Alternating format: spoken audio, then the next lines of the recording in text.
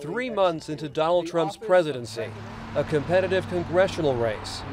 It's one of the first since Election Day, and increasingly being seen as a test of his popularity. Every election cycle you always hear, well, I'm voting for the lesser of the two evils. And yet again, it kind of felt like that.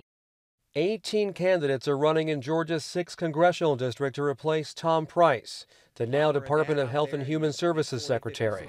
Trump carried the district by less than 2 points, and Democrats see an opening. They've raised more than $8 million for John Ossoff. He's the frontrunner. I think it was made clear in November that folks are concerned that Washington is not accountable to the people. By running a positive campaign and uniting people around core shared American values like humility, decency, and respect, I think we're building a coalition here of excited people. This congressional district north of Atlanta spans 3 counties. It is wealthy, well-educated, and has been in GOP hands since Jimmy Carter was president. The race has Republicans nervous. On television, one ad blasts Karen Handel, an establishment favorite. Another argues over who's most loyal to the president. Together, we can make America great again.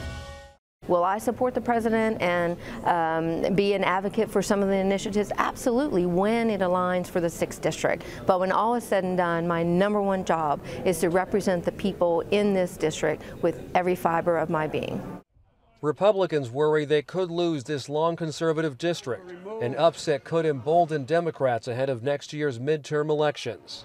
The electorates are going to look very, very different. They really are going to be contingent on who the candidates mobilize. And so we can't assume that just because Donald Trump wasn't particularly popular in this district, that that's necessarily going to translate into this congressional district overall being more competitive than it in fact is. All 18 candidates are on Tuesday's ballot. If no one commands a majority, the top 2 candidates head to a runoff election in June. Alex Sands, The Associated Press, Atlanta.